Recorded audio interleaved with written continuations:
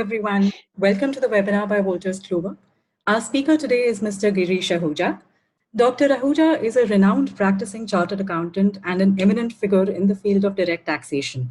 He has been nominated by the Government of India as a member of Task Force for redrafting the income tax law, and he was nominated by the government with the approval of the Supreme Court to Board of Directors of Unitech Limited.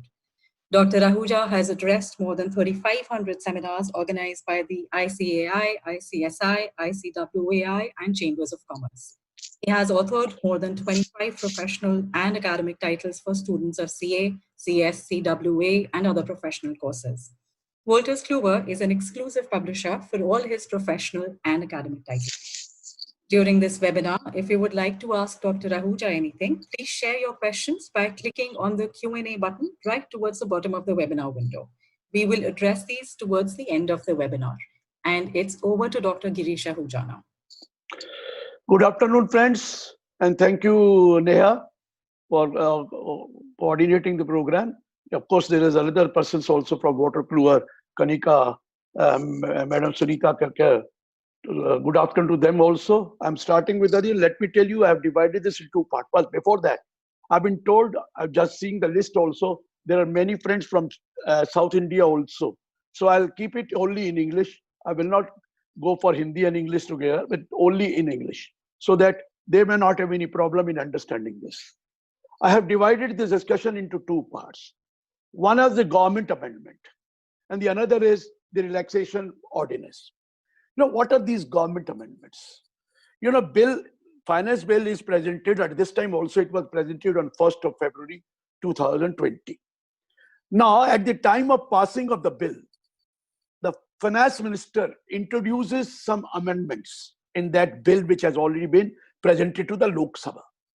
And even the MP sitting there, member of parliament sitting there, can also move amendments.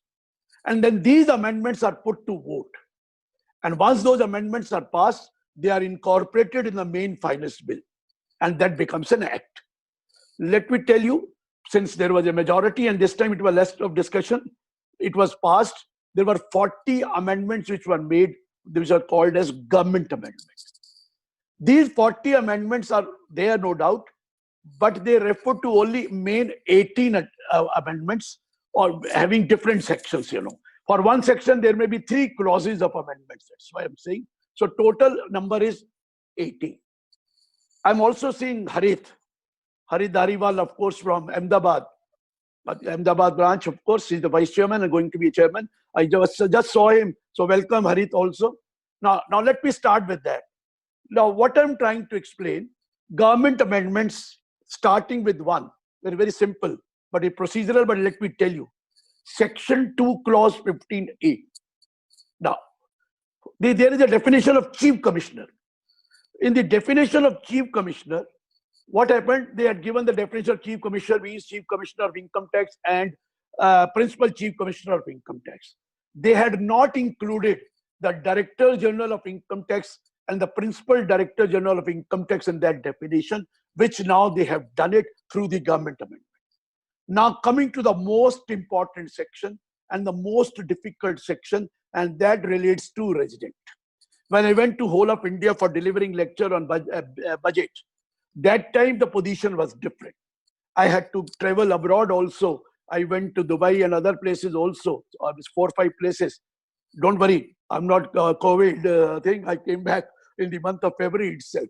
Now what I'm trying to explain, at that particular time, everyone was crying, what is this type of amendment which you have brought?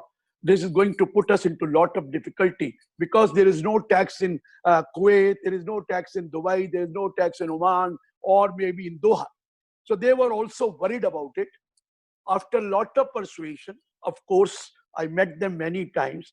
They have now amended, but the amended section also is not that easy. Let me explain what is this amendment section. There is section 6(1) talking about a residential status of an individual. Remember 6 clause 1, an individual is said to be resident in India if he has been in India for a period or periods amounting to all 182 days in the relevant previous year. If you are in India 182 days, whether you are foreigner, you are Indian, you are anyone, you are resident in India. And there was a second condition that if you don't satisfy the first, in the 4 preceding previous year, you have been in India for 365 days or more, and in the relevant previous year, 60 days or more. That is the condition, 60 days. But some relaxation was given for citizen of India or person of Indian origin who are outside India. That relaxation in the form of explanation. That explanation has been amended. First, I'll give you the old one, and then I will extend that explanation. What was the old explanation? In case of a citizen of India or a person of Indian origin who is outside India, comes to India for a visit, the period of 60 days, which I told you, shall be substituted by 182 days. Meaning thereby, if he has been in India, if he comes to India for 182 days, then only he will be called a resident. If he comes to India, who is a citizen of India or a person of Indian origin, if he comes to India for 181 days in the previous year, he was called non-resident. What is the difference between non-resident and resident? Resident has to pay tax on the global income. Income in India or outside India also, foreign income. A non-resident has to pay tax only on Indian income. Now, what has happened? They have introduced one more explanation, has been extended. Now, I'm giving you the extended explanation. First, in case of a citizen of India or a person of Indian origin who is outside India, comes to India for a visit, the period of 60 days shall be substituted by the same 182 days. Now, amendment enlarged. And in case of a citizen of India or a person of Indian origin whose total income, excluding the income from foreign source, exceeds rupees 15 lakh, the period of 60 days shall be substituted by 120 days. Please note, 120 days, not 181 days. Meaning thereby, if you are a citizen of India or a person of Indian origin, your total income, excluding the income from foreign source, I'll tell you what is income from foreign source, exceeds 15 lakh. Then you can come and stay here only for 119 days without being called resident. The moment you are here for 120 days, you will be called a resident. Now, what is the difference? 182 days and 120 days.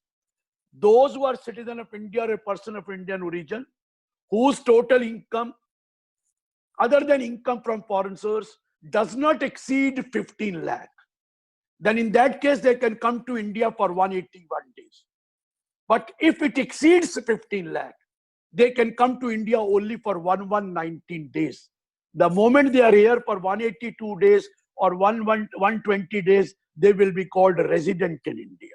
Resident in India.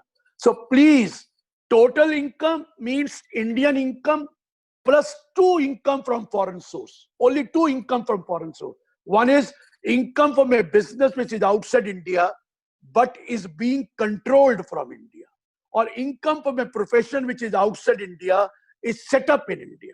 Are you getting my point, what I'm saying? Now it is 2 parts. If your total income, without including income from foreign source, income from foreign source is salary income not to be included, house property income not to be included, other income also foreign income not to be included, only 2 foreign income to be included. One is income from a business which is outside India but controlled from India, or income of a profession which is outside India is set up in India. In that case, if your income does not exceed 15 lakh, you can come to India for 181 days.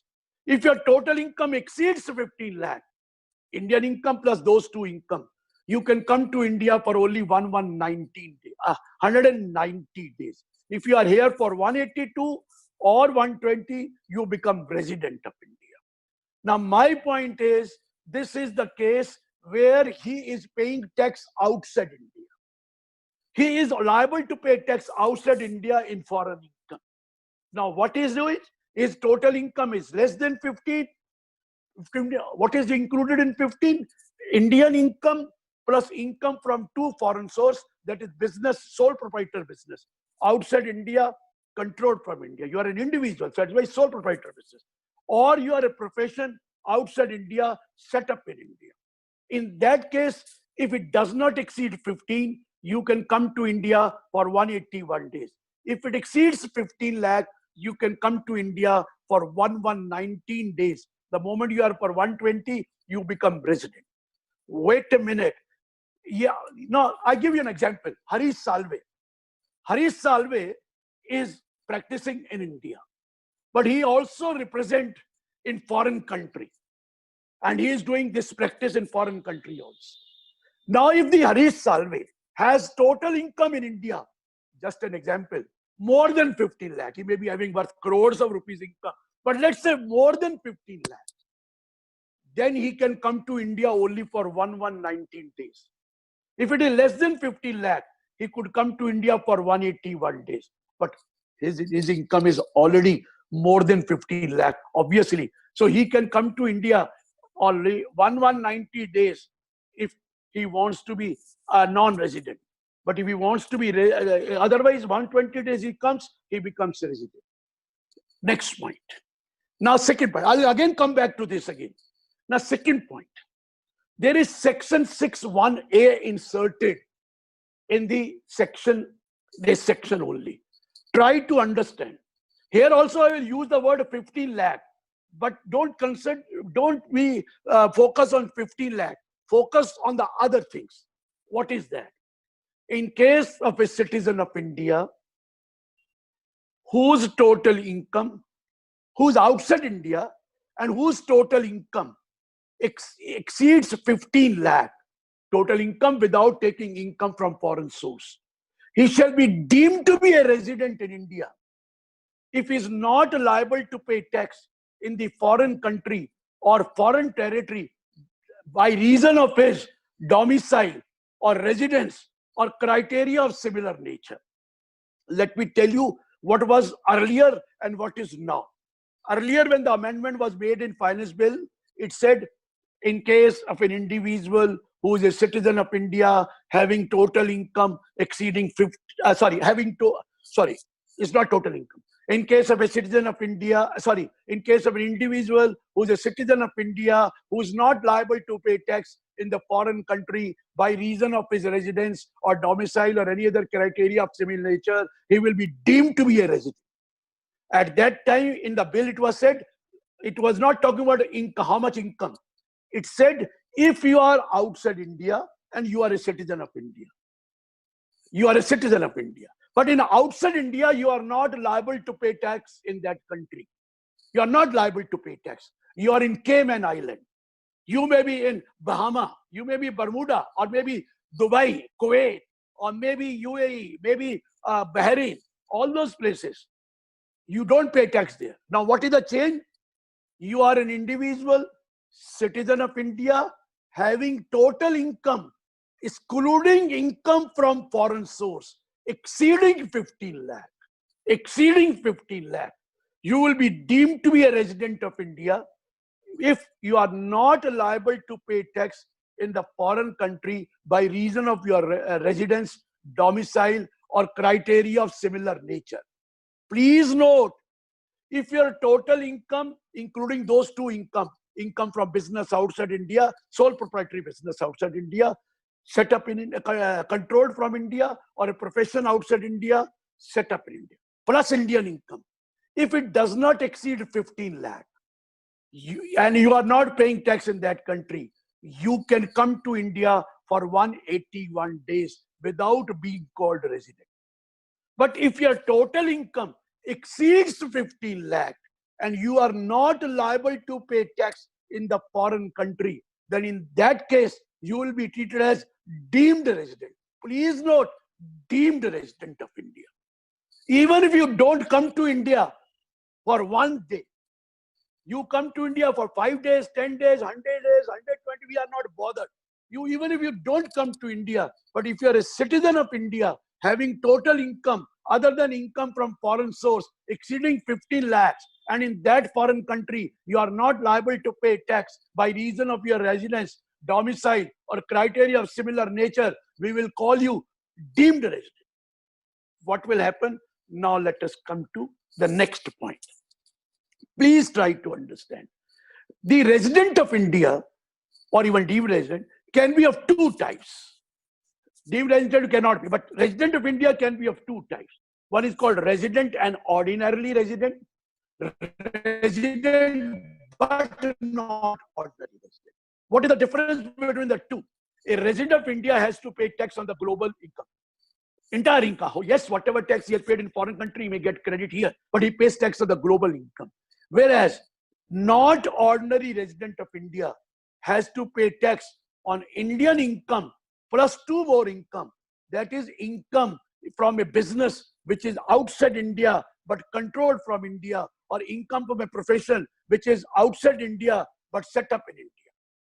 The not ordinary resident does not pay tax on foreign salary, foreign house property income, foreign capital gain, or anything. Only two. That is not ordinary resident. Earlier, there were two cases of not ordinary resident. Two cases, which was given in section 6.6. Number one was, you must be non-resident in 9 out of 10 previous year, immediately preceding the previous year. You are a resident, but non-resident in 9 out of 10 previous years, immediately preceding the relevant previous year. If you satisfy this condition, then you are not ordinary resident. Or in the 7 preceding previous year, immediately preceding the previous year, you were in India for not more than 729 days. If you are not there in 7 preceding year, 729 days, you are called not ordinary resident. These are there. But now, two more added for not ordinary resident. Number one, take the case of 6.1a. You are an individual citizen of India having total income other than foreign source outside India, other than foreign source exceeding 15 lakh. And you are not liable to pay tax in that foreign country. In that case, I have told you, you are deemed resident, but you will be called resident but not ordinary resident. You will not be called ordinary resident, resident but not ordinary resident. If your total income exceeds 15 lakh, other than the income from foreign source, but including two income of the foreign source, that is income from a business which is controlled from India, or income of profession which is set up in India, if it exceeds 50 lakh, including the Indian income, then in that case, you are deemed resident. But it has already been said that this deemed resident will be called as not ordinarily resident. The not ordinary resident means you don't have to pay tax on the foreign income. You only have to pay tax on that foreign income which is from a business which is controlled from India, or a profession set up in India. Indian income to everybody pays. Even non-resident also pay on Indian income. This is third added. Fourth added. I told you, you are liable to pay tax in the foreign country. You are living there. You can come to India if your total income exceeds 15 lakh, 19 days. If you come here for 20 days, 120 days on, you are resident. But wait what they have said. That you are paying tax in a foreign country. You are a citizen of India. You make a visit to India. You want to stay here for 120 days or more, you can come. You stay here for 120 days or more, but up to 181 days. 120, if you are 119 days, non-resident. But if you want to come for 120 days to 181 days, and you are paying tax in foreign country, in that case also, you will be called resident but not ordinary. That case also you will be called. Here, that 15 lakh, there are two things. One, 15 lakh exceeding, you don't pay tax in foreign country. You are deemed resident, and deemed resident is not ordinary resident. Second case, you are paying tax outside India. You want to come to India, want to stay for 120 days to 181 days. Then you will also be called not ordinary resident. All not ordinary resident are supposed to pay tax on Indian income, but also two types of foreign income. That is income of the sole proprietor who has a business outside India, but it is controlled from India. Or income of a professional who's earning outside India, but profession is set up in India. If it exceeds 15 lakh. If you come to India for 119 days, we will say non-resident. If you come to India for more than 190 days, but up to 181 days, we'll call you not ordinary resident. Difference between not a non-resident and not ordinary resident is only one. Non-resident do not pay tax on all foreign incomes, even business outside India. But a not ordinary resident pays tax on Indian income plus income from a business which is outside India, controlled from India, income of a person which is outside India, set up in India. And non-resident only pay tax on Indian income. So this was a very lengthy discussion. I can't help it. I have tried to make it as simple as I can. This is section 6.1, 6.1a, 6.6. Next change. Try to understand next change. I told you when I was delivering lecture, and you must have, those who have not heard my lecture, they must have read the finance bill. I told you at that time that charitable trusts are covered under two sections. One is called section 1023C. Another is they get registration under 12AA and get exemption under 11 and 12. Remember? And their 1023s are mostly educational institution, university, what you call colleges, school, hospital, medical institutions. 11, 12, any charitable institution or religious institution. Now, what has happened? I told you at that time, if you are registered under 12AA or you are approved under 1023C, you will have to apply for fresh registration by 31st of August 2020. 2020, 31st August, make a fresh application. It will be on a simplified form. No questions will be asked. You will be given a unique ID. This was suggested by me, saying that there are many charitable trusts who are registered or approved, but they do not have a certificate of registration or approval because they might have got registered in 40 years back, 30 years back, 20 years back. The registration certificate is not available. Kindly allow them to apply fresh. So everyone will have to apply. Whether you are on 1023C or 12AA, you are registered or approved, please apply. Everyone will apply by 31st August. And secondly, you cannot take now approval and registration simultaneously. You will either take approval under 1023C or under 12AA. Both will not be given to you.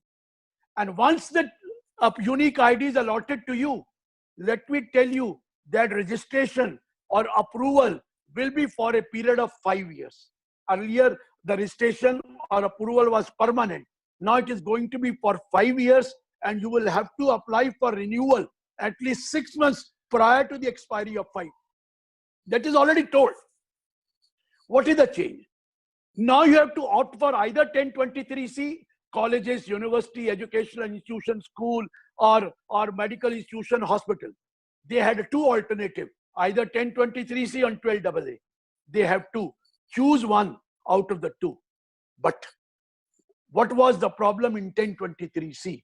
Corpus donation was not exempt under 1023C. If there was a voluntary contribution with a specific direction that it will form part of the corpus of the trust, it was exempt under 11.1D.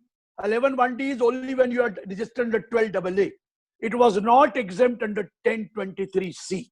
Now, please note, with effect from 1/4/20, now this financial year started, corpus donation shall also be exempt if you are covered under section 1023C. This is a bonanza, they have got it. Earlier, they had to apply 85% of the corpus donation also. But now, they have inserted an explanation under proviso 3 to section 1023C, stating that corpus donation will now be exempt in the hands of these charitable institutions which are covered under 1023C. This is the one. There is some corresponding amendment due to that, because a charitable trust can donate to another charitable trust out of the current income. We have the law, but they cannot donate for corpus. A charitable trust cannot donate for corpus. Either way, whether you are 1023C or 12AA.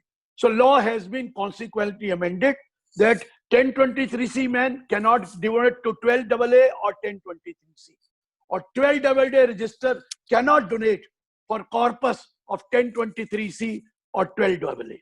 So meaning thereby, corpus donation, if you have a trust makes a corpus donation, another trust, it is not going to be application of income for the donor. Next point.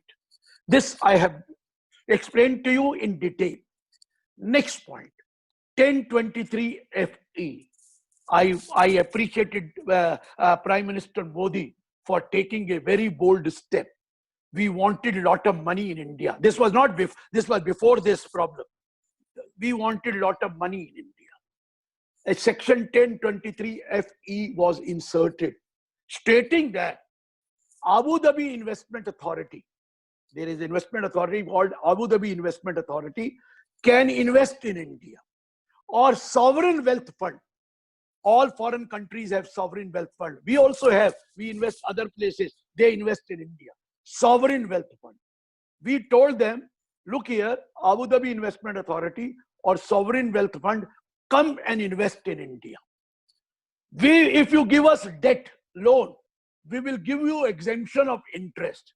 If you give us equity, we'll give you exemption of dividend as well as exemption of capital gain, provided certain conditions are satisfied. This benefit was given to two kinds of institutions. One was Abu Dhabi Investment Authority and second was Sovereign Wealth Fund. Now, what is the amendment? There is third category also added. Pension fund of the foreign country. Lot of foreign countries have pension fund and they are investing outside their country because they want to earn more money. Their income is exempt in foreign country. If there is a pension fund of the foreign country whose income is exempt in foreign country, we have told them, you also come and invest in India.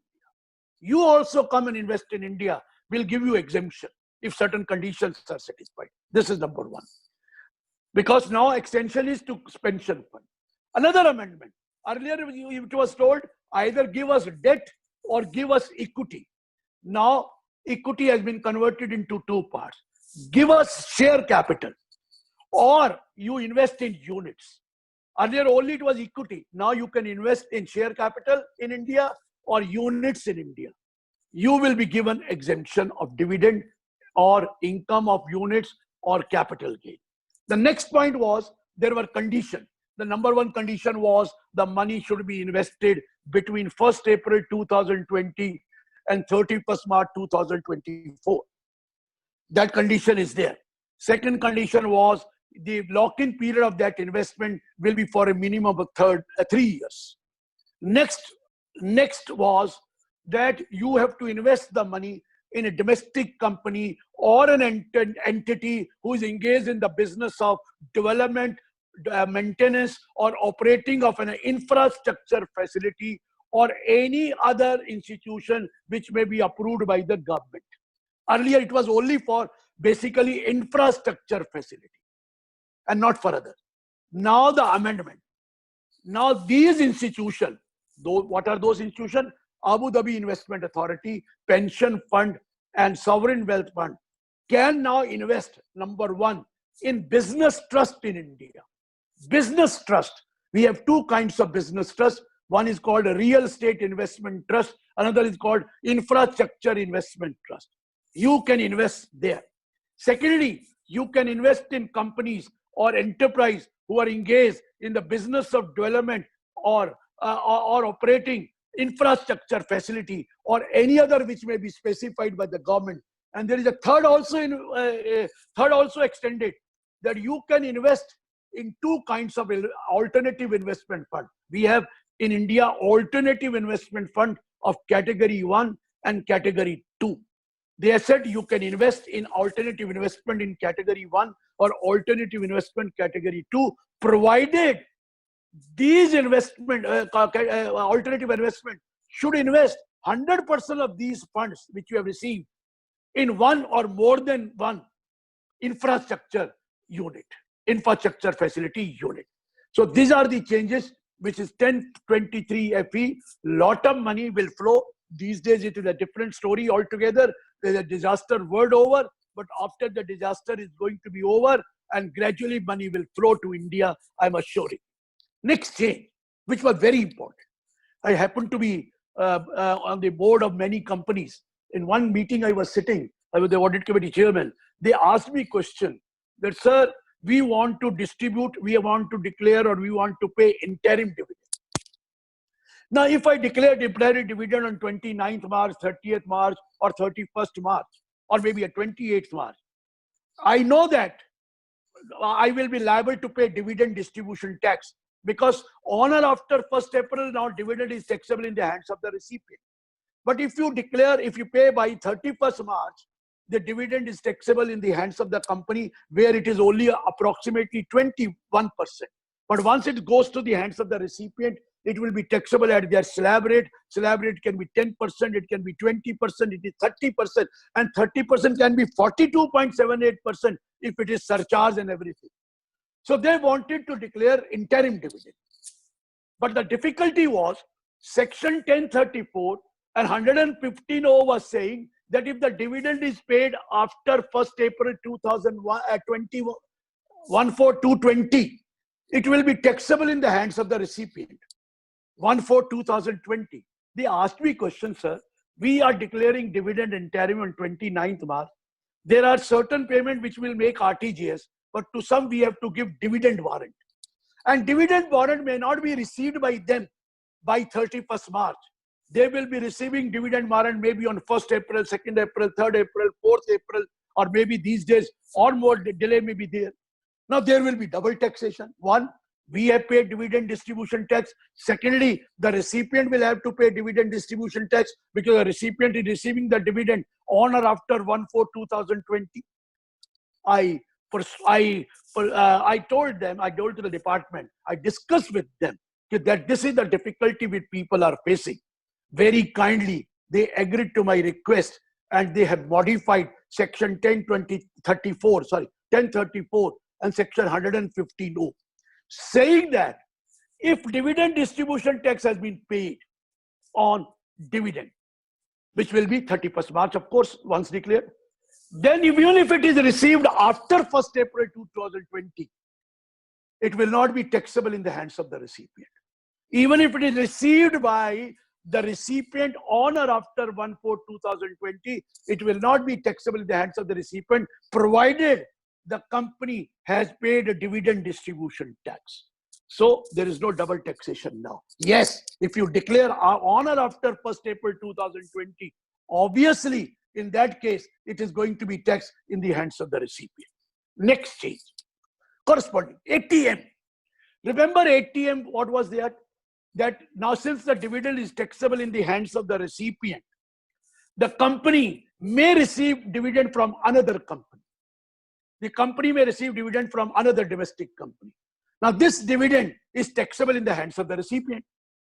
Then we brought one deduction under Section ATM, saying that where a domestic company received dividend from another domestic company, and this domestic company, that is the recipient, if distribute that amount as dividend to its shareholder, then this company will get deduction and they will not have to pay any tax on that amount because that amount has been distributed to the shareholder and shareholder will pay tax, company will not pay tax. So intercorporate dividend not liable to dividend, not liable to be tax in the hands of the recipient. Recipient means company if they distribute that amount. But the amendment which is made now, earlier it was written dividend received by a domestic company from another domestic company. Now please, dividend received by a domestic company, number one, from another domestic company, number two, from a business trust, or number three, from a foreign company. Please, earlier it was only from domestic company. Now, if the domestic company received dividend from foreign company, if the domestic company received dividend for business trust, if the domestic company received dividend from another foreign company, if they distribute that amount which they have received to their shareholder, the company will not be liable to pay tax any on this amount, whichever distributed, because the shareholder will pay tax. ATM has been suitably modified in this respect. Next change, 115BAA. Let me tell you, it was introduced by the Taxation Amendment Act 2019. You remember, if you want to opt for, a company can opt to pay tax as per section 115BAA, and the rate of tax will be 22% plus surcharge 10% plus education such 4%, amounting to 25.168%. That is the point. If you want to, but if you shift to 115BAA, if you opt for that, you will not be allowed any exemption or deduction. That was the law. No exemption, no deduction will be allowed to the company. They will straight have to pay tax, and no MAT credit will also be given. If you want to, otherwise you can go that 30% or 25%. But if you want to pay 22%, then no exemption, no deduction. Even there is another section also, 115BAB. If you have a company which is incorporated on or after 1st of October 2019, and you start manufacturing or production by following certain conditions or generate electricity, your tax rate was 15% instead of even 22%. That was 15, provided you satisfy conditions. Here also no exemption, no deduction was allowed. Let me explain to you. In the finance bill, when it was presented on 1st February, they said they made an amendment because this is applicable for assessment year 2021, previous year 1920, which is already over. They made an amendment. They said, and that finance bill original, they said that these companies will not be allowed any deduction under Chapter 6A. That means complete Chapter 6A, even 80G, 80GGB, 80IA, 80IB, 80IC. When it was introduced, they said they will not be allowed any deduction under 80IA onwards, but they will be allowed deduction of 80G, 80GGB, etc. But when the bill was introduced, they said nothing doing, they will not be allowed even 80G, etc.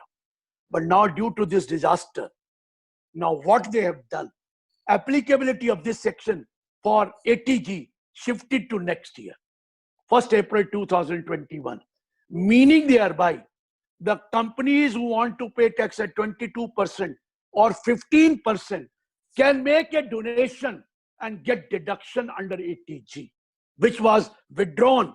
But you have been told that if you donate, 31st March was the last date, but wait, that has been extended. You could get deduction under 80G, which was omitted, but it reintroduced for 1 year. That is previous year 1920, 80G deduction will be allowed to the company who wants to pay at 22 or who wants to pay tax at 15%. So that is a secondary issue. 31st March has been extended to 30th June by the ordinance. I will tell you that later. I'll tell you, because if you donate by 30th June, you will get deduction by 31st March and you will be given this benefit even if you are paying tax at 22% or you are paying tax at 15%. Earlier, from next year, if you make a donation, it is not going to be allowed. But this extension is only for past year. Wait a minute, I'll tell you that. Coming to next section, 115BAC. Remember, old scheme, new scheme. If you want to go to old scheme, you can continue. If you want to go to new scheme, you have to opt for it. What was the new scheme? The new scheme was on first 2,50,000 of income, total income, whether you are a citizen or you are, a senior citizen or less than 60, doesn't make any difference. First 2,50,000, tax rate nil. Next 2,50,000, 5%. Next 2,50,000, 10%. Next 2,50,000, 15%. Next 2,50,000, 20%. Next 2,50,000, 25%. Balance 30%. Remember, this was the law which was brought. But you were not allowed any exemption or deduction, which I told you. But I told you, you can change this option every year. You want to go to new scheme, opt for it. You want to come back to the old scheme, opt for it. This was allowed only for all assessee, individual assessee, other than who is carrying on business. For businesses, were allowed only once. Once you decide to go there, for subsequent year also new scheme. Otherwise, remain in the old scheme. But for all other assessee, it was Every year you could change. I mentioned at that particular point of time, and I don't know whether Ahmedabad has put it on a what you call it, YouTube or wherever they have put. They have heard my speech. I said it is written as only when you have an income from business, the option to be exercised only once. The word profession is not there. So I told everybody, if you are a professional, you are allowed to opt every year. Now, after hearing my speech, they have now amended it. Now they are saying that if an individual is carrying on a business or profession, in that case, you will be allowed to exercise this option only once. You decide when do you want to. Next year, today, this year, next year, 2 years after, you are allowed to do only once. One concession is given. You can come back only once, but that's all. But in the case of all other assessee, other than having income or business or profession, you could change the option from new to old or old to new anytime, every year you like. Every year you could change the option before the due date of return. Now, please, for all others, every year you can change. But you are having income, you are having income from business or a profession, you can change only once. Now, profession is also included. This is the change which they have done. Next change, 194J. Remember, there was an amendment in 194J saying that TDS on technical services other than professional services shall be 2% instead of 10%. You know that on technical royalty fee for technical service, it is 10%. But they changed it. They said TDS on technical services other than professional services shall be 2% instead of 10%. Now, what is the amendment? This remains the second amendment. What happened? The definition of a royalty they have changed. The definition of royalty, which is given under section 916 explanation, they have changed the definition of a royalty, saying that if there is a royalty in the nature of consideration for sale or distribution or exhibition of cinematography film, it will be now treated as royalty. Earlier, it was not treated as royalty. Now, sale of cinematography film, exhibition of cinematography film, distribution of cinematography film will be treated as a royalty. Now, if a distributor sells that film, number one, if the distributor gives to distributor, if the producer gives to the distributor that film, or if the producer or the distributor gives it for exhibition to the theaters, now TDS is to be deducted. What is the rate of TDS? They have also reduced the rate for TDS in case of royalty in the nature of sale or distribution or exhibition of cinematography film will be subject to TDS is at the rate of 2%. Although royalty is 10, but here is 2. So there are two cases where it is 2%. One, fee for technical services other than professional services. Two, royalty in the nature of consideration of the sale or distribution or execution of cinematographic film. In both the cases, rate of TDS will be 2%. In all the cases, it will be 10%. Now, next thing. Remember last year, section 194N was introduced. Section 194N. What was that section 194N? A bank, a scheduled bank, whatever, all banks, post office, cooperative bank will be under an obligation to deduct tax at source at the rate of 2% if somebody withdraws cash exceeding 1 crore from any account, or one or more than one account in that bank. If you withdraw more than 1 crore in cash, the banks, cooperative bank or post office were under an obligation to deduct TDS at the rate of 2%. Now this 194N has been substituted by a new section 194N with effect from 1st of July 2020. Meaning thereby, up to 30th June 2020, the old law will prevail. But from 1st July 2020, what is the change? Let me come to that. First is saying, if you with every bank, cooperative bank or post office responsible for making payment to any person who withdraws more than 1 crore in cash from an account, from one or more than one account in that bank, will be under an obligation to deduct TDS at the rate of 2% on the amount exceeding rupees 1 crore. Same, 2% on the amount exceeding 1 crore. Now, what is the change?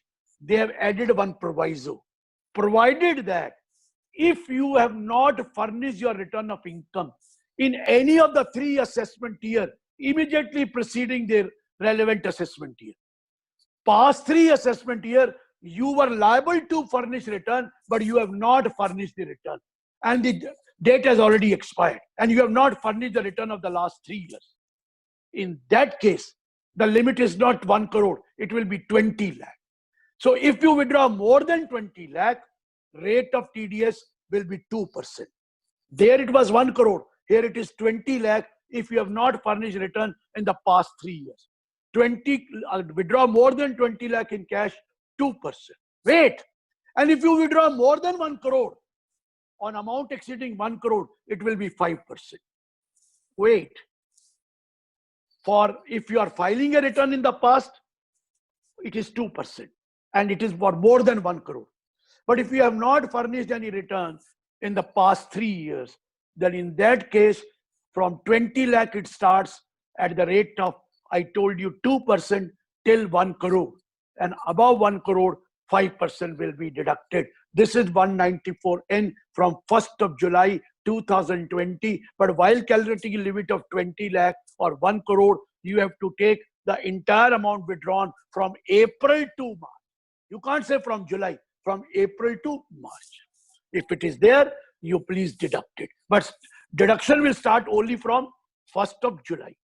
If already before 1st July, it was 20 lakh, I'm not saying anything. Coming back. Next change. This was 194N. Next change was 206C, 1G, and 1H, which was inserted under TCS, tax collected at source. Remember what I was saying? Let me tell you one more. There was section 194O. 194O was e-commerce operator, e-commerce participant.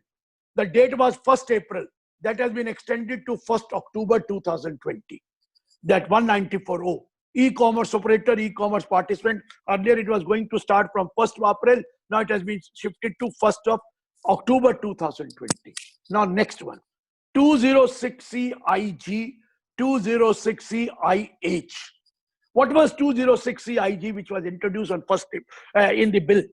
It said that if you are remitting any amount under the liberalized remittance scheme and it exceeds 7 lakh, that authorized dealer shall collect tax, which is called TCS, at the rate of 5%. 5% of the amount exceeding 7 lakh if you remit it to a country outside India under a liberalized remittance scheme. Liberalized remittance scheme. And there was second point under 1G, foreign tour. If there is a foreign tour package, tour operator will be under an obligation to collect TCS at the rate of 5%. And there is no limit here. No exemption limit here. 5%. Now, what is the change? Then there was another section, 206C1H. Seller having turnover more than 10 lakh, collect 50 lakh, you have to deduct, to collect TCS 0.1%. First change, let me tell you, 206C1G, 206C1H, both have been, first applicable was applicable from 1st April. Now shifted to 1st October 2020. Up to 30th September, no TCS for liberalized remittance scheme, for tour package, or for seller receiving payment from buyer. It is shifted to 1st October, number 1. Number 2 change in 206C1G. I represented, many people said, sir, and I was also saying, under liberalized scheme, you are allowed to transfer up to $250,000 every year. And probably my children are studying abroad. I want to send money to them. Now, if to would collect money from there to pay money, I'll have to pay 5% as TCS also. Okay, I will get credit, but I might have arranged this money from a loan. I don't have money. I borrowed the money. I'm sending it, and you want 5% extra from me. I'm going for medical treatment, and you want extra 5% from me. I requested them. They have agreed for loan, but not agreed for what you call medical. Now, what they have said, what is the change? If you are remitting under liberalized scheme, an amount not exceeding 7 lakh, please, for calculating 7 lakh, we have to calculate from April to March. If the amount does not exceed 7 lakh, no TCS. If the aggregate amount exceeds 7 lakh, please, even that will be also taken, which was withdrawn from 1st April to 30th June, which was remitted. But no TCS was deducted. But if that amount exceeds 7 lakh, aggregate amount, then TCS to be collected for remittance made on or after 1/10/20 will be 5%. 5%.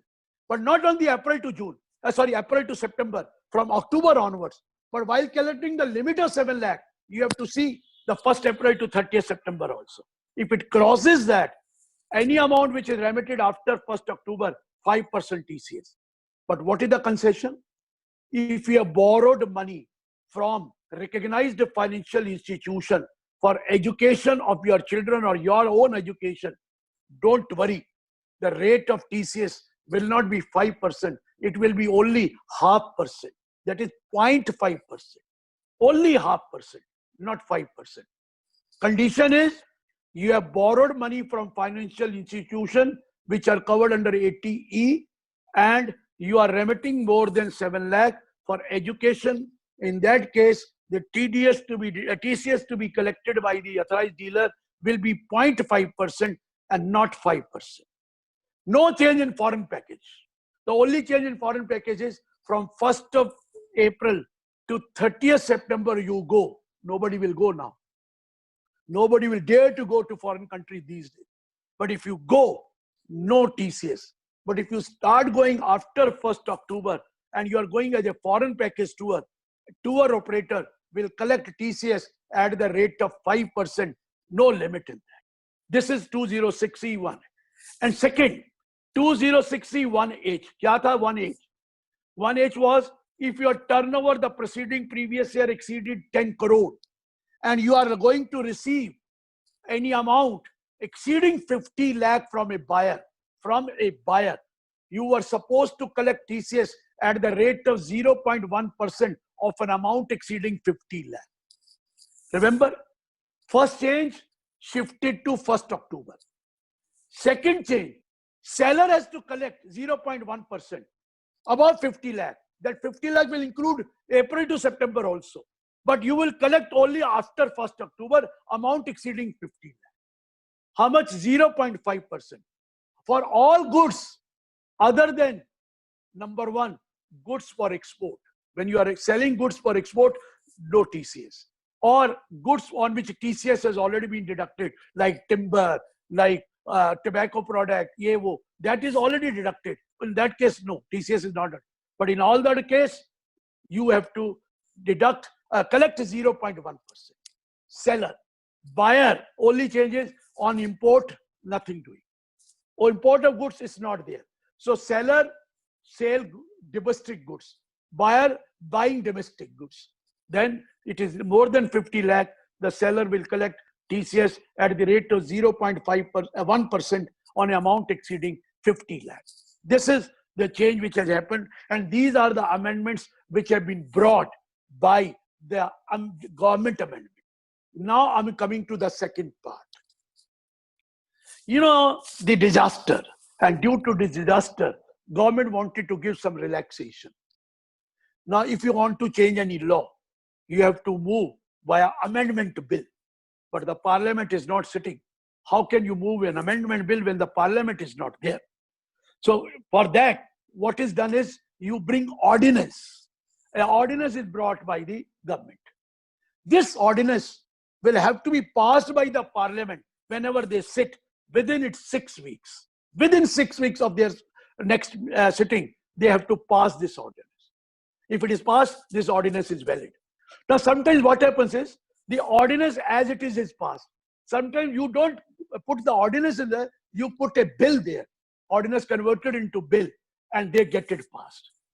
Please, an ordinance has been brought. But these ordinance, what is the name of this ordinance? Taxation and other law, bracket, relaxation of certain provisions. Ordinance 2020. Ordinance 2020. अब ध्यान से सुनिए, please listen to it carefully. What I'm trying to say, it starts with that if there is any due date prescribed or specified or notified under a specified act. I'm concentrating on specified act. Specified act does not here mean Income Tax Act. They say specified act means Income Tax Act, Wealth Tax Act, Provision of Benami Property Act, Black Money Act, CTT law, Commodity Transaction Tax law, Security Transaction law, Equalization levy, Vivad se Vishwas Act scheme. All these are called specified act. Now let me tell you, if there is a time limit specified in these act or prescribed in these act, which falls between 20th March to 29th June. Please note, there is a time limit prescribed, let's say under Income Tax Act, let's say under Benami Act, let's say under CTT law, under STT law, which falls due between 20th March to 29th June. For all that, the time limit has been extended to 30th June. To 30th June. I'll give you an example. Try to understand. For filing a return of income under income tax for previous year 18-19, assessment year 19-20, the last date was 31st March 2020, which is already over. 31st March 2020 was the last date. For what? For filing a belated return, means you have not filed a return on due date. It is called as belated return. You could file belated return up to 31st March 2020. Or you have filed a return, but there was some omission or a wrongful statement in that return and you wanted to revise it. That last date for revision was also 31st March 2020. The last date was also 31st March 2020. Now what they have done? What is the due date which is falling between 20th March and 29th June? It is falling on 31st March. In this case, the due date for filing the belated return or for filing revised return has been extended till 30th June. You relax, be in the house, don't worry. You can file this return which you have not filed. You should have, normally you should have filed, but you have not filed 30th June. You have filed, there was some omission or wrongful statement, you wanted to revise it, don't worry, you can revise it by 30th June. This is the first thing. Second change, remember the law had come that you have to link your Aadhaar card with the PAN. Aadhaar was supposed to be linked with the PAN, but the last date of linking was 31st March. Last date of linking was 31st March, which falls after 20th March. This has also been extended to 30th June. So you can link your Aadhaar with the PAN up to 30th June, because it was told that if you don't link by 31st March, your PAN will be discontinued. Now it will not be discontinued. You can link it up to 30th June. Next change, remember, very important, and chartered accountants are after this telling your clients to pay money under Vivad se Vishwas Tak, a wonderful scheme which has come. The last date of making payment was 31st March. You remember that. Now this falls after 20th March. This last date has also been extended to 30th June. 30th June. Remember earlier up to 31st March, you had to pay 100% tax, 50% penalty if there is no tax or interest, etc. Or if it is such case, 125%. But if you want to pay after 31st March, 10% extra from 100 to 110, 50, 55, 125, 135, 25, 35. It was already there. But wait, Now, if you deposit up to 30th June, no extra. But you can even deposit after 30th June from 1st July onwards. But date will be prescribed up to which date? You will have to pay 10% extra. Please, Vivad se Vishwas scheme. If it is falling, if you have to make the payment which was supposed to be made up to 31st March, now you can make it up to 30th June without any 10% extra. But you can pay after 30th June also by making 10% extra payment. But the due date in that case will be 1st July and most probably it will be 30th September. So far not given, but most probably 30th September. This is Vivad se Vishwas. Now listen to me carefully. You know, there are certain due date for filing of any notice or notification or application or so many things. Not only under Income Tax Act, under Income Tax, Wealth Tax, or I told you Black Money Act, Prohibition Act, Black Money Act, Benami Property Act, CTT law, STT law, or even I told you Equalization Levy or Vivad se Vishwas. Wait, what they have said, if there is a due date for issue of, please note the word, due date for issue of, number 1, notice, or number 2, intimation, or number 3, notification, number 4, approval order, number 5, sanction order, number 6, filing of an appeal, number 7, furnishing of a return, number 8, any application, number 9, any approval order, number 10, any report, and number 11, any other document. If the due date of these things was under various act falling between 20th March and 29th June, this due date has been extended to 30th June. What for due date? Due date under Income Tax, under Wealth Tax, under Benami law, under Black Money law, under CTT, under STT. For what? Due date for filing, for issue of notice, issue of any intimation, issue of any what you call, I said notification, issue of any approval order, issue of any sanction order, filing an appeal, furnishing of a return. I told you, any application, any approval order, I told you, I'm telling you anything, any report or any other document, it has been extended to 30th June. If it was falling between 20th March and 29th June, extended to 30th June. Wait, second point. If there is a, now from department side, I'm telling you, there are certain there's procedures, some proceedings which are yet to be completed. And its due date is falling between 20th March and 29th June. Proceedings to be completed by the department, which was due between 20th March to 30th June. Or any order was to be passed by the department between 20th March to 29th June. This has also been extended to 30th June. This has also been extended to 30th June. Third, any other compliance which the taxpayer has to do. You got any notice, you got any order of appeal, and you wanted to file an appeal. All that you've been told, it is up to 30th June. If it was falling between 20th March to 29th June. Next thing, please try to understand. We have section 54 under capital gain.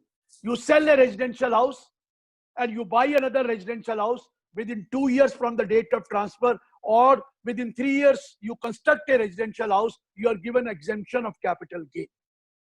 Now, please note, if your due date for purchase, which was 2 years, is falling between 20th March and 29th June, due date for purchase of a house, yet that due date is 2 years from the date of transfer.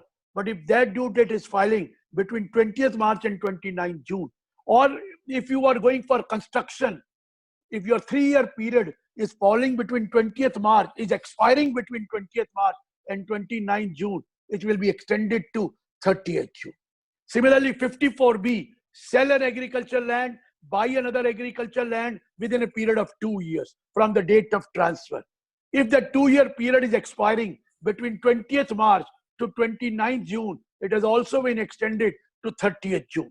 Similarly, let's say 54EC, you sell any land and building, there is a capital gain. You can invest at 50 lakh rupees within a period of 6 months. in this, in bond, Rural Electrification Corporation bond or National Highway Authority bond. You know that. Now this 6 months period, if it is expiring between 20th March to 29th June, kindly it can be, now it is extended till 30th June. So this is not for only these section, 54 section, 54B section, 54D section, 54EC section, 54F section, 54G, 54GA, 54GB.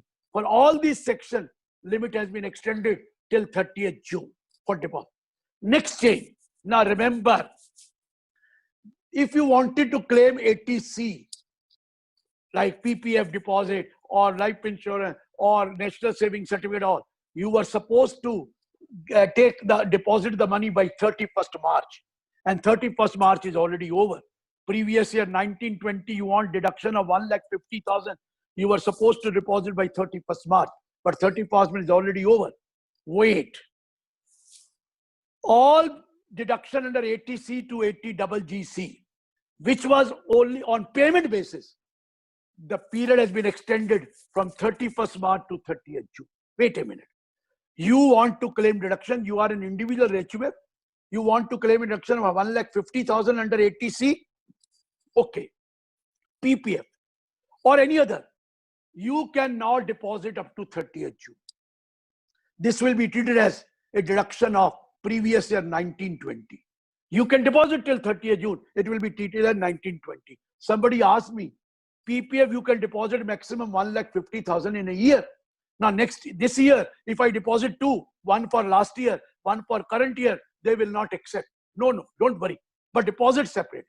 The first deposit you make, 1,50,000 maximum. Of course, if you have already deposited some amount earlier, maximum 150. You take the deduction and deposit by 30th June, you will get a deduction 80C in the previous year 1920 only. Next, 80CCC, contribution to pension fund. Many notices, nothing is mentioned, but I am telling you, 80CCC also extended till 30th June. 80CCD, that pension scheme, sorry, that is trust, that is pension trust. Your pension scheme you contribute for pension trust. In that case also, 150 is a separate and 50,000 is additional deduction under 80CCD. That has also been extended for what? For what you call 30th June. 80D, Mediclaim, health insurance, that also extended to 30th June. And a senior citizen, instead of doing that, could spend that money in the same year. That also been extended to 30th June. Next one, 80E, you have borrowed money for education. And the interest was payable during what you call due date is after 20th March. You will get deduction. You can pay up to 30th June. Now 80G, donation. Donation to certain institutions or fund, which is allowed 100% or 50%, can be made till 30th June, and you will be given deduction in previous year 1920 as if you have made that donation up to 31st March.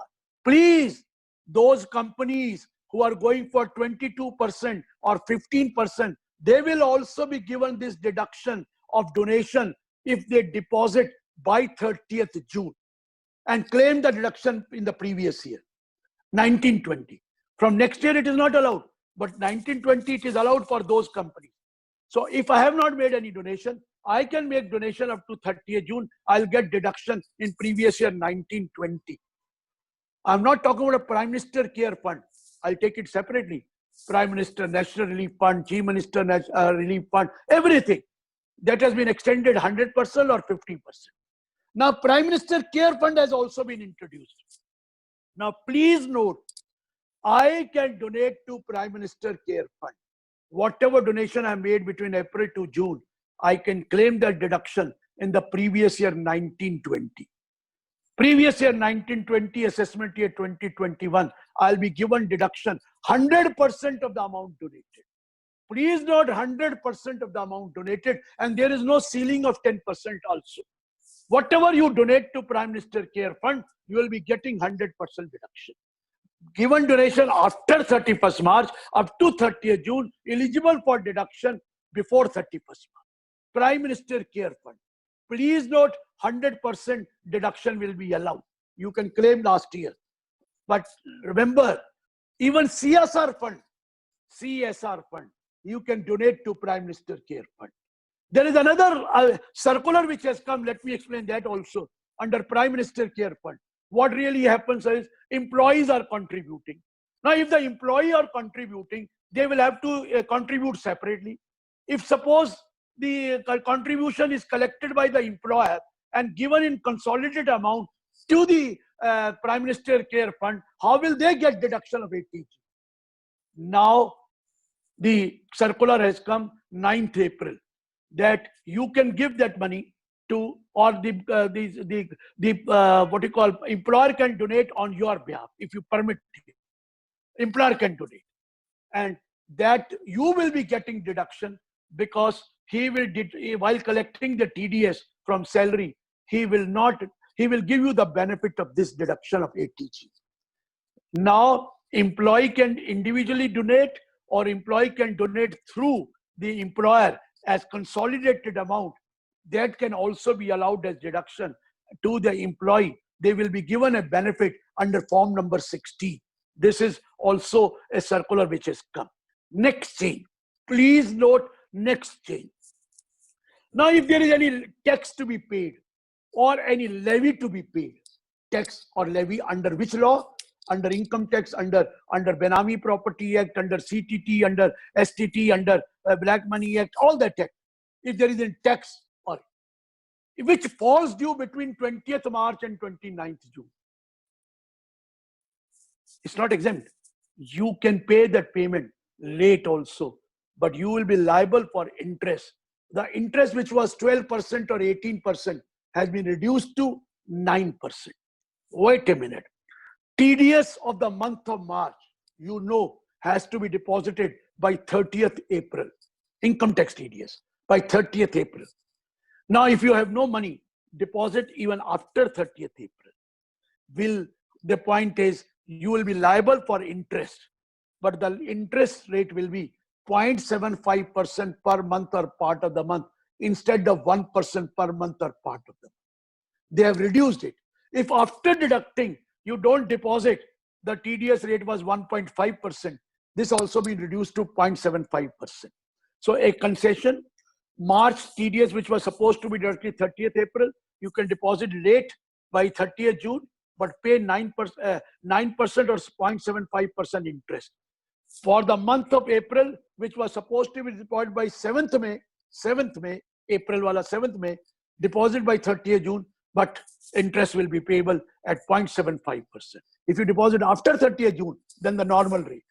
Then for the month of May, supposed to be deposited by 7th June, pay by 30th June, will charge interest only 0.75%, not 1% or 1.5%.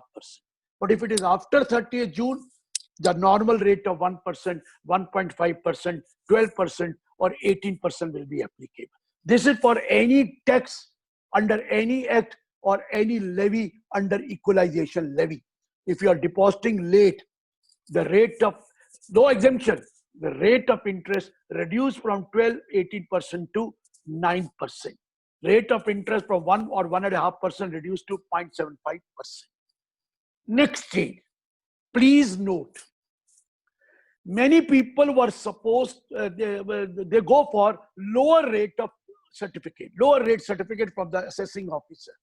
You apply under 197 section and form number 13 for obtaining a certificate for the tax to be deducted at lower rate or at nil rate. Even for 195 payment to non-resident outside India, you have to deduct, you can apply for lower rate. Even under 206C1, you can apply for lower rate. Normally, the application is made before 31st March, which is already over. For current year 2021, they made it from 1 year before the commencement of the year because you want that lower rate from 1st April. Now, you have made an application, but you have not been granted certificate. Don't worry. If the application is pending, don't worry. Whatever certificate of the past you have, previous year certificate will be valid till 30th June, or disposal of your application, whichever is earlier. So nothing to worry, the old certificate will continue. Second point, you had a certificate last year, but this year you have not been able to apply yet. You have not been able to apply yet. Don't worry. Don't worry. Last year's certificate will be valid. You continue till 30th June or till the situation improves. You can, the last year can continue with that certificate. Third case, you never had a certificate last year and you have not applied for current year. Don't worry, a simplified scheme will come. It will come. Next case, you have to make payment to non-resident outside India. You don't have a certificate yet, deduct 10% without surcharge. You can do it.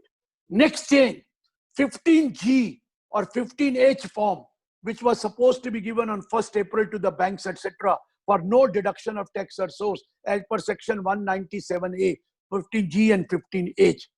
That has also been extended till 30th June. So these are the changes. I want now some more changes. Let me give you for changes in GST also, some important changes in GST. Either it is not my subject, but some important changes. If your turnover of the preceding year is less than 5 crore,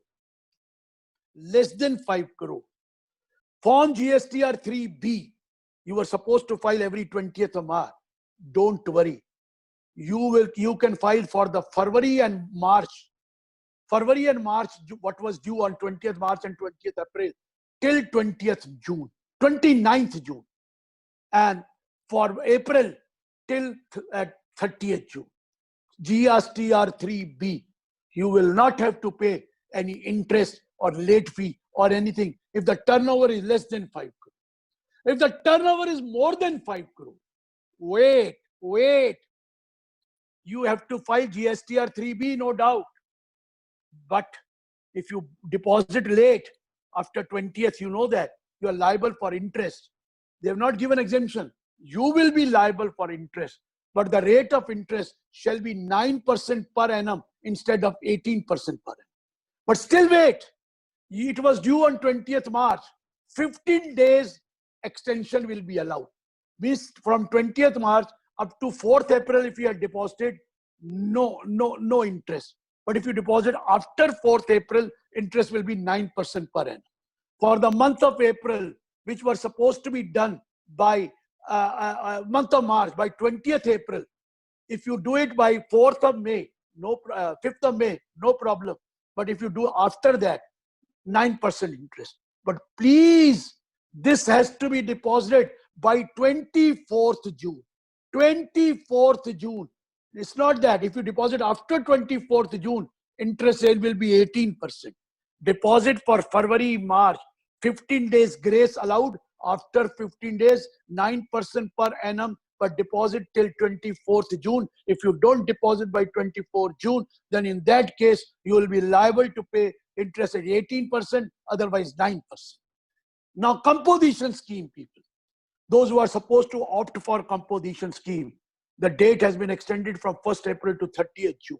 And for composition scheme, they are also supposed to file quarterly return of 3B. That also been extended till 30th June.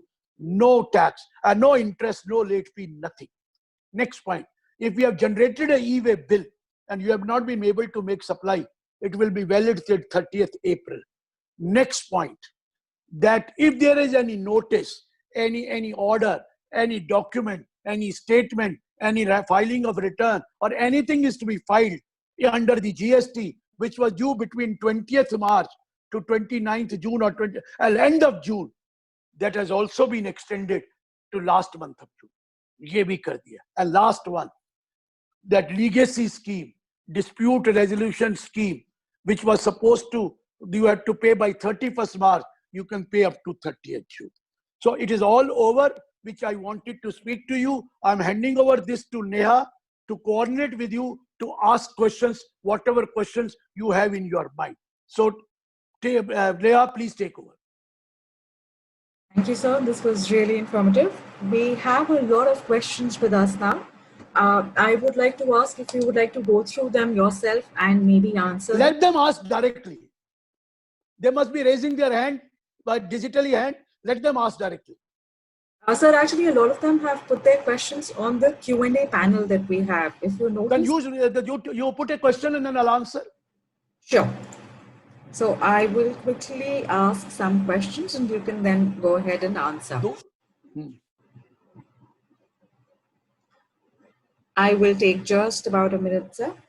I'll take a minute, but I'm not able to see you. At least somebody should come in front of me so that I should know somebody's talking to me. For next time, for There's sure. only one round thing which is coming up with the Walter Kluwer's monogram. Yeah, that's a logo, yes. I know that. I'm thankful to Walter Kluwer. They are my publishers, no doubt. I'm really thankful to them. And let me tell you, we'll be doing more programs also if the lockdown is extended. Otherwise also. But lockdown extended, you have sufficient time to talk about. We will do that. That will be great. I will definitely do it because they are my publishers. I have my obligation towards them also. And I have obligation to my fraternity also. I've been traveling length and breadth of the country, even abroad. But these days I'm stuck at home. And that habit, that passion of speaking will not go. It has to be there. So that's why I'll have some lectures more also. I've been telling you every day otherwise also. Please ask question.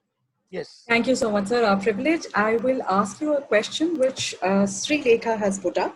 The question is that in case the sale is made prior to October 2020 and the amount is received post 1st October 2020, are provisions of 206C1H applicable in those cases? Yes, wait a minute.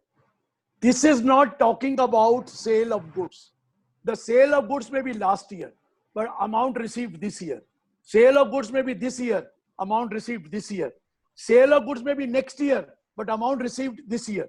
So any amount which is received on or after 1st October, including the amount which is received between April to September, if the aggregate amount exceeds 50 lakh, you will start deducting 0.1% of an amount exceeding 50 lakh.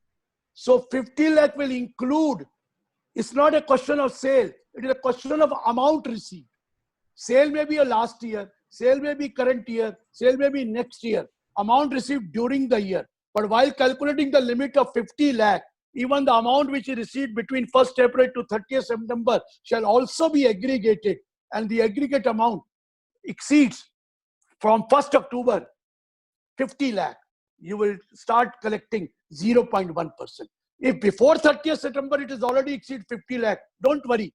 Now after 1st October, whatever amount exceeds, we will deduct 0.1%. I hope that answers your question, Sri Lekha. You may actually ask sir the question yourself, or if there is some confusion, you may ask him now yourself as well. No, madam, the query is clarified. Thank you. Thank you so much, Ms. Sri Lekha. I'll move on to the next question now, sir. So I have a question here from Mr. Harith Dhariwal. He's asking that how he can... He's the vice chairman of Ahmedabad branch, a wonderful boy, going to be chairman next year. I know him. I requested him, requested you to register him. Actually, the registration was already over. He told me that please register me also. So come Harith, boliye. I will actually then unmute him so that he can ask the question. Yes, Harith may ask me directly and put your face also on this screen. That might not be possible, sir, but you can... Okay, no problem. Let him ask the question. Mr. Dhariwal, I have now unmuted you. Harith, boliye.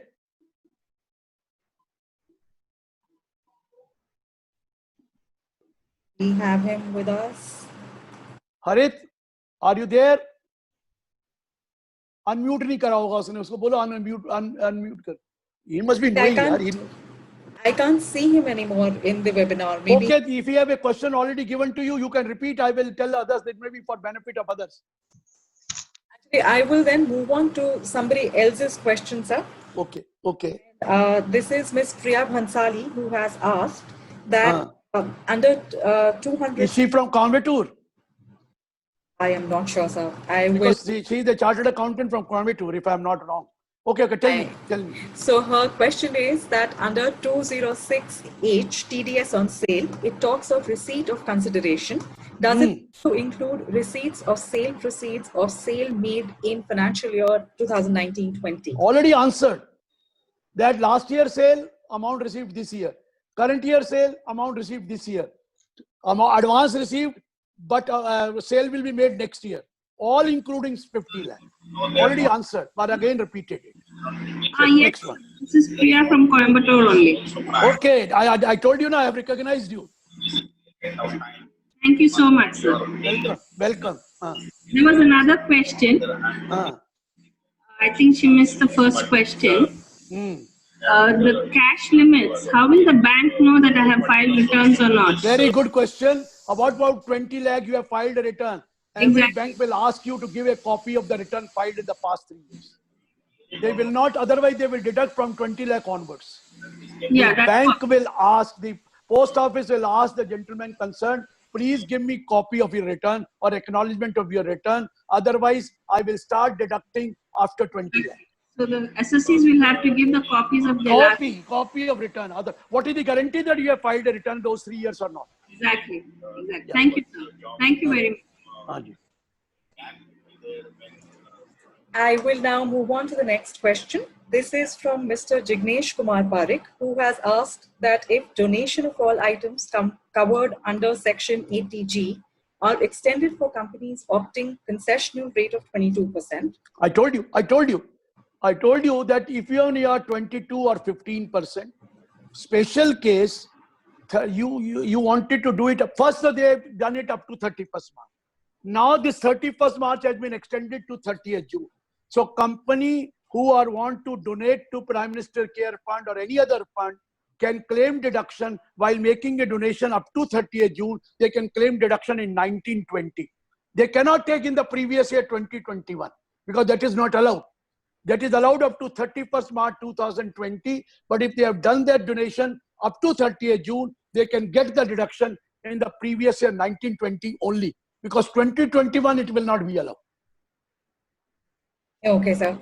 I will move on to the next question, which is from Mr. Neeraj Kumar, who is asking whether Section 43B is applicable on assessee following cash basis of accounting. Can the assessee following cash basis of accounting take advantage of GST paid in April 2020 related to... My dear, cash basis of accounting itself says 43B not applicable. 43B is if that amount is due on 31st March. When it is cash basis of accounting, amount is not due on 31st March, you are going. The GST is a separate thing. I'm talking about all expenses. GST is a separate thing. GST, there is a limit.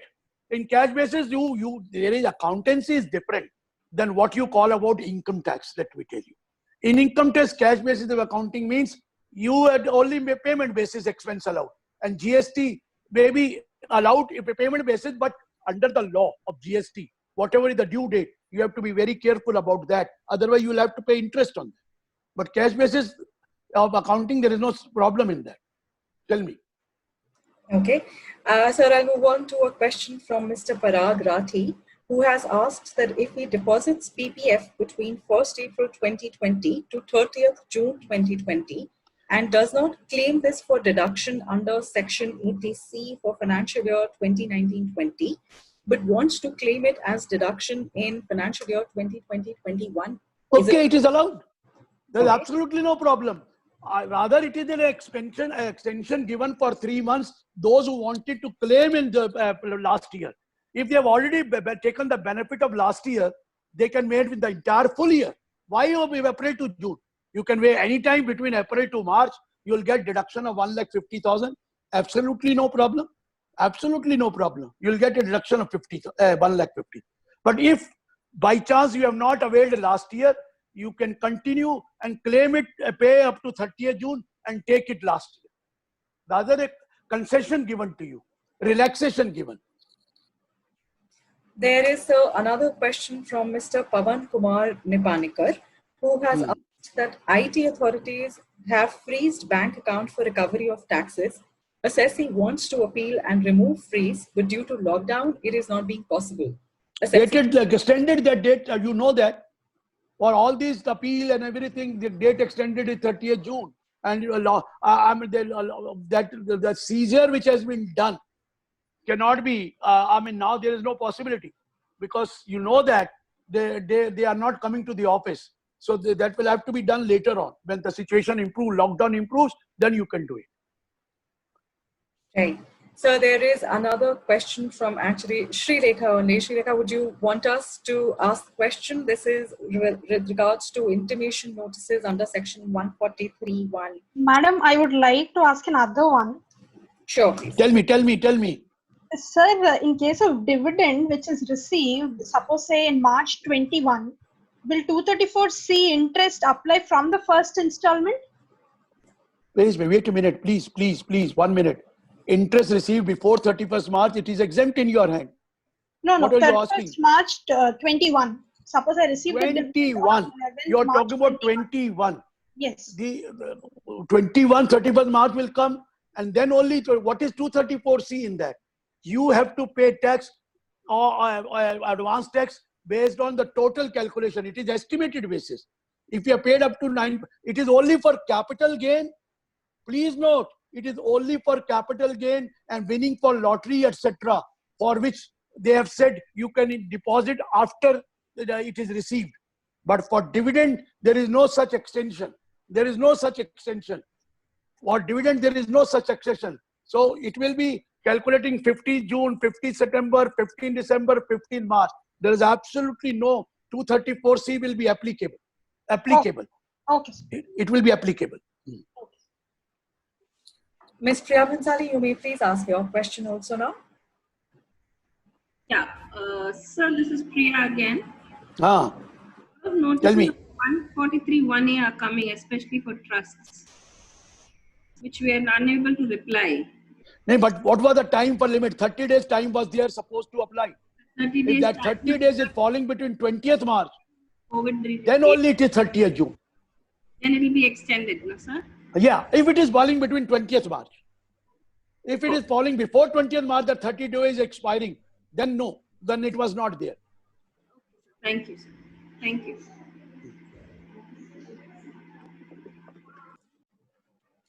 Any other? I'd like to move on to the next question, which is from Mr. Parag Rathi, who has asked that will the amendments to Section 6 affect adversely to the seafarers? To seafarers, absolutely no change. For them, there is an explanation A, not explanation B. What was that explanation? That he is a member of a crew of an Indian ship and sails along with the ship. The period of 60 days will be substituted by 182 days. There is no change there.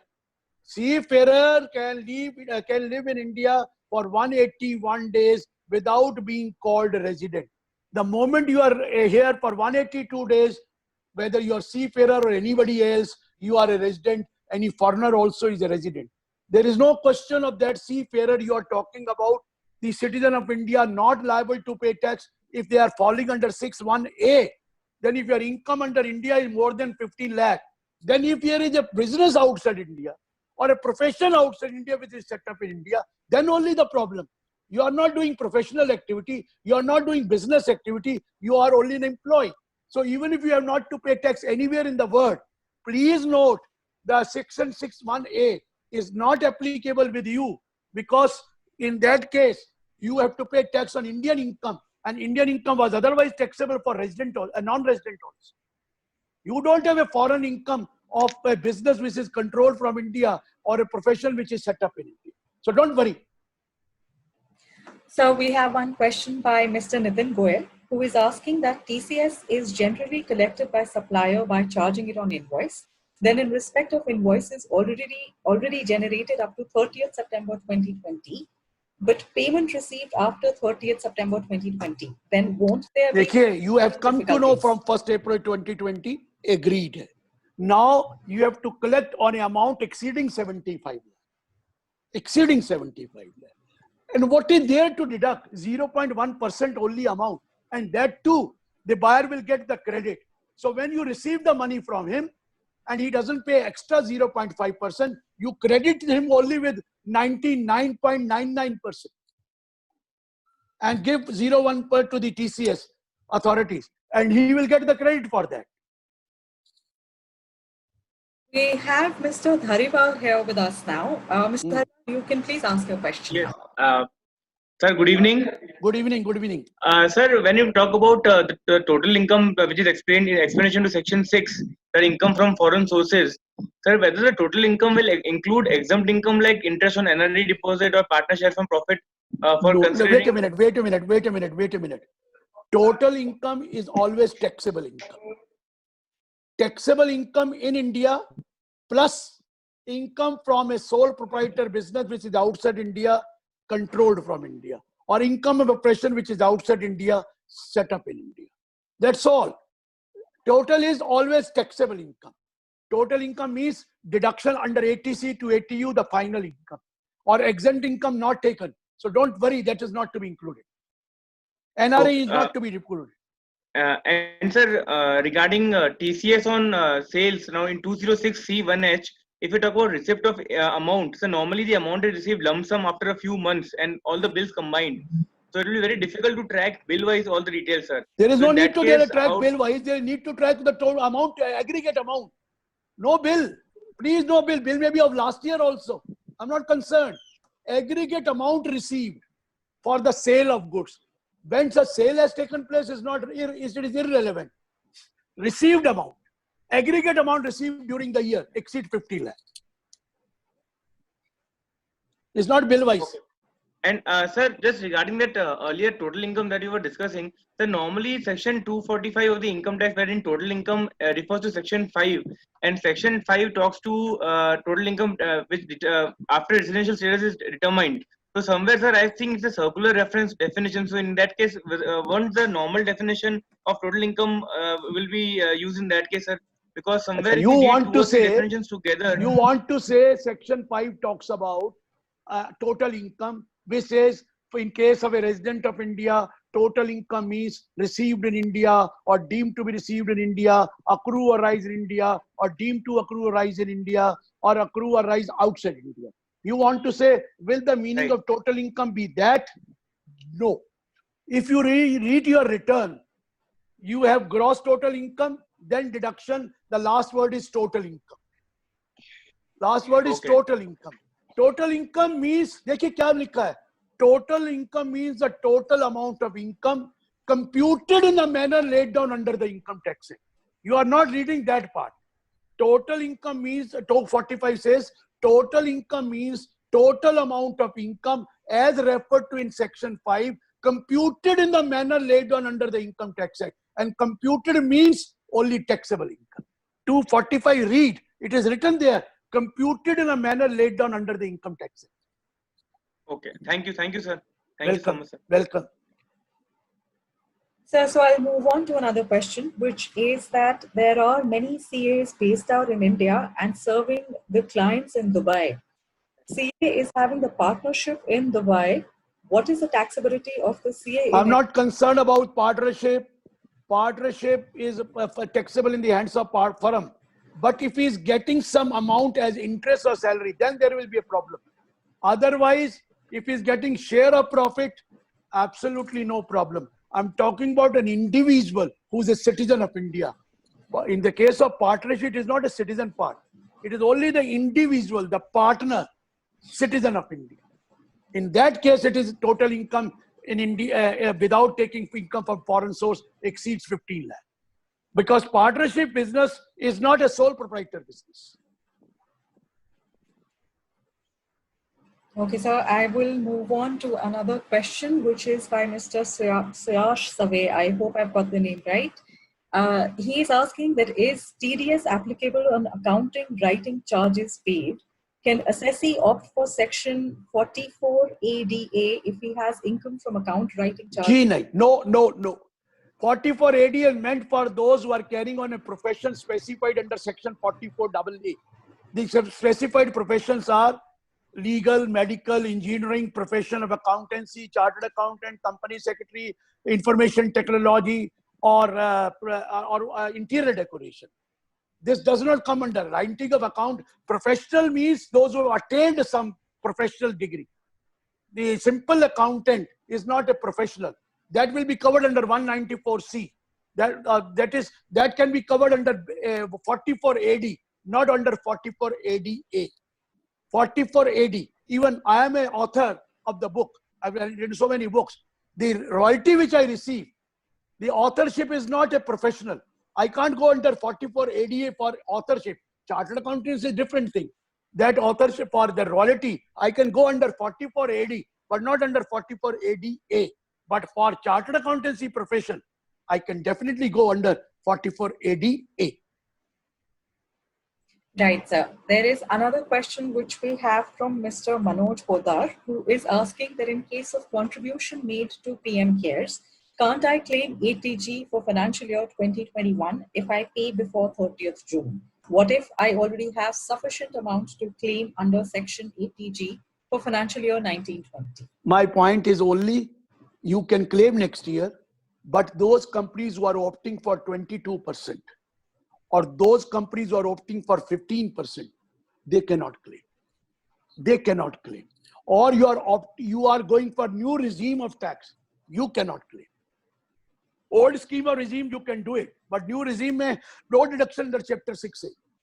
So I'm telling you, if you want to claim it next year, you cannot go for, a company cannot go for 22%. They will go either 25 or 30. Or if you are going to give 15%, you cannot give ATG. Individual, if he wants to claim ATG next year, then he has to go to old scheme. New regime, it is not allowed. So there is a question from Mr. Mehul Jain, who has asked that if a citizen of India lives in Mauritius and earns income from India exceeding 15 lakhs, will his global income be taxable in India? I said, if he's having more than 15 lakh, he will be deemed a resident. And if the deemed resident means only for two foreign income will be taxable, that is income from a business, sole proprietor business, which is outside India, but controlled from India. And second is income from a profession, which is outside India, set up in India. Other foreign income, he does not have to pay tax. Other foreign income, he does not have to pay tax. Mr. Mehul Jain, if you would like to ask something else with regards to this? No, that's all. Thank you. Thank you so much. Moving on, we have another question from Mr. Jagdish Badlani, who has asked that in continuation of accounting income to be considered under Section 44 AD, can an accounting firm also be taxed under Section 44 AD, or it will be taxed under? I told you only if it is a profession prescribed under section, specified under Section 44 AA. I've already given you the list. Legal, medical, engineering, architecture, profession of accountancy, company secretary, film artist, authorized representative, interior decoration, information technology. They can go under 44 ADA. The rest can go under 44 AD. Right, sir. And we have a question by Mr. Syed Jafar, who has asked that what are the technical services referred to in Section 194J? All technical services other than professional. If you are an engineer, it is a professional service. In that case, 10%. But if you are not an engineer, there is an annual maintenance of, let's say, computers, and you are providing technical services for maintenance of computer. Earlier, there was always a dispute whether it falls under 194C or it is a technical service, it will fall under 194J. Now, under 194J also, they have brought it down to 2%. They have brought it down to 2%. You are not acting as a professional. You are acting as giving professional services, technical services. You are not what you call an engineer. Engineer rendering services, then it is professional service. Otherwise, it is now a maintenance services given by some company to other is only 2%. So there is one question by Mr. C. Singhal, who has asked that how the bank will deduct TDS on cash withdrawal if cash withdrawn till 1st July is 20 lakhs only, but by the end of the relevant financial year, the cash withdrawal exceeded to 1 crore.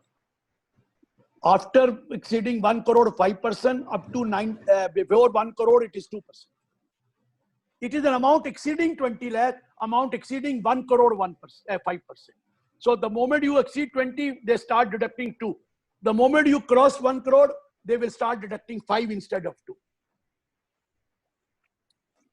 Right, sir. And there's one question by Mr. Deepak who has asked that if the new policies have been taken in between 1st April to 30th June, will they be eligible for deduction under Chapter 6?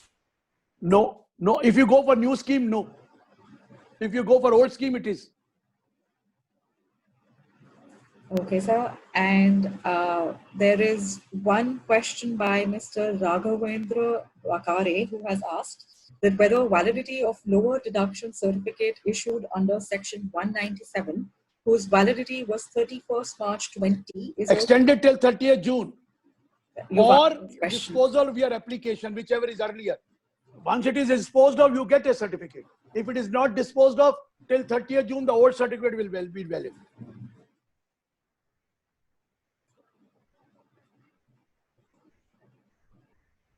Right, sir. And this is actually, we're coming to the close of the webinar. Any more questions which you feel are very pertinent, please put them up on the chat itself and I'll quickly ask them. I'll wait for everybody to put in a question in the chat window now and I will address them. We have a question which is that can we cover, okay. People seem to have written a lot of questions, so give me 1 minute, please.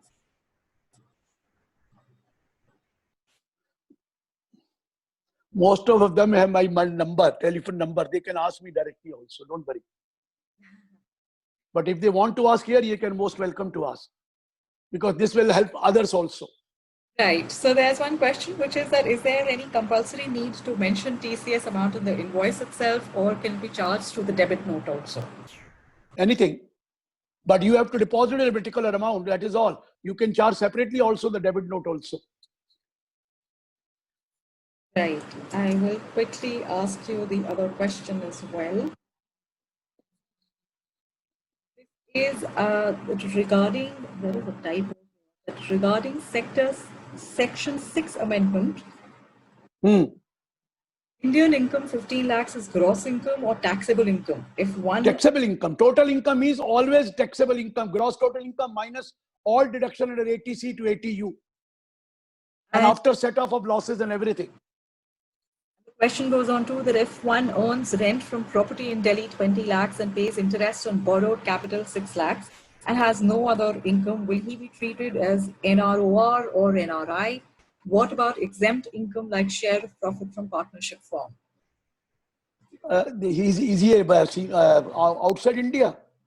In India, if it is there, the rent, you know that rent is taxable after taking a standard deduction of 30% and interest deduction. I don't know, the question is not very clear. He has to repeat the question or he has to modify the question. Right, so I hope the person who asked the question has heard this and will revise the question and share it again. I will then unmute the person so that he can ask the question directly. Moving on, sir, there is one which is for Section 115A5, will non-resident shareholders claiming treaty benefit, whereby dividend is taxable at a rate lower than 20%, be required to file tax returns to claim the refund if tax is withheld at the higher rate of 20%. What will... No, let me tell you, let me explain you one thing. Right. If you have to take a benefit of treaty, that benefit will be taken while filing the return. The benefit cannot be taken, or then you have to take a 15CA, 15CB. Then only you can do it, that you can take a lower rate. Otherwise, the rate under 115A is 20%.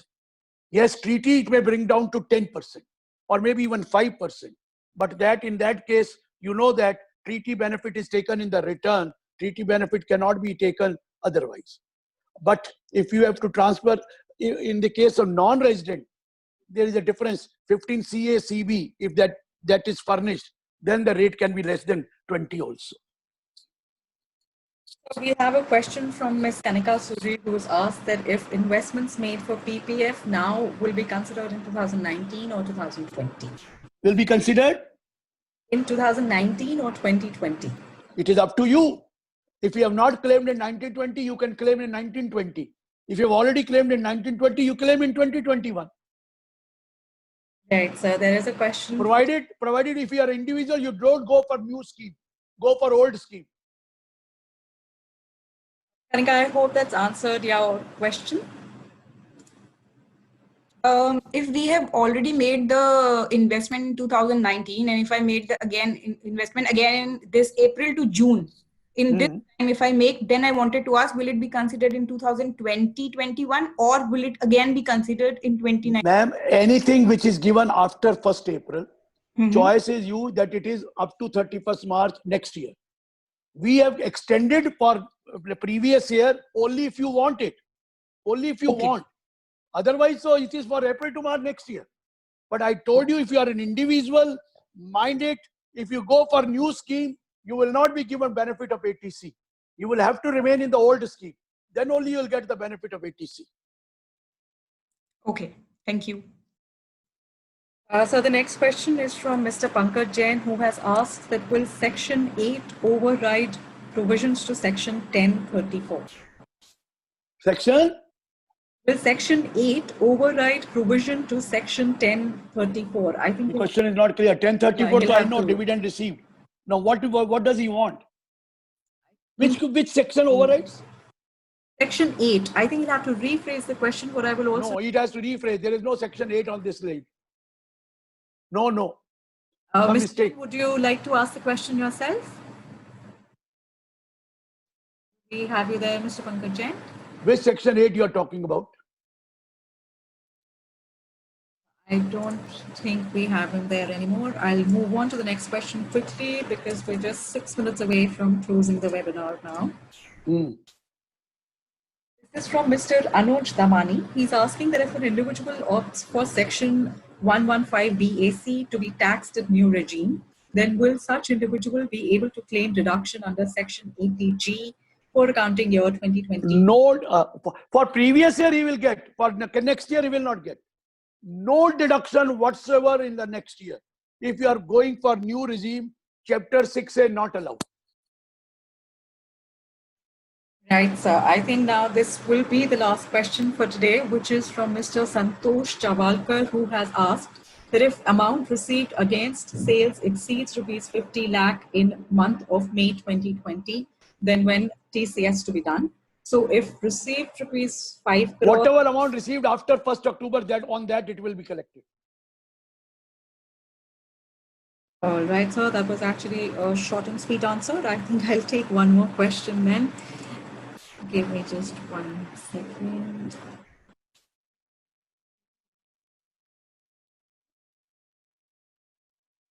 This is actually Mr. Pankaj Jain who's fixed his question, who's asked that Section 8 provides for taxability of dividend in the year of distribution. In such case, the amended provision will not be applicable. Ma'am, dividend is taxable. Ask him to contact me on the phone. I'll explain him fully because he is mixing up the thing. That is different thing. He's mixing up the thing. I'll tell him because it is not possible to explain him at this stage. I will ask him to keep a book in front of him and then I'll explain it. So he can ask me directly. He must be knowing my number. Otherwise, he writes me an email. Give me the email address. I will reply him. Sure, sir. I think he's received your message. And now, if I want to give you email address also, we want dr.girisahuja@gmail.com. But give your telephone number in that, mobile number, because I don't give in writing. I will speak to you on the phone. So we'll quickly take one last question, which is from Mr. Nikesh Jain, who has asked if whether partner can opt for old scheme of tax or new scheme as he has exempt income from partnerships firm and when he has exempt income for partnership firm, it is not taxable at all. So he doesn't have, he is not under business. He can opt every year. He can change every year. Opting for old or new can be changed every year. So with this, we've come to a close of this webinar. I will thank everybody for attending it. And thank you so much, sir. This has been very informational. Thank you, everyone. Take care of yourself. Don't go out till lockdown is lifted. Please take care of yourself And Walter Kluwer will be happy to take your queries even after this. Send them the queries. I will answer. Don't worry. Absolutely. We're welcome to your queries. We will have them addressed by sir. Please have them sent to us. And thank you so much for attending, everyone. Stay safe and take care. Thank you so much. Thank you. Thank you. All the best.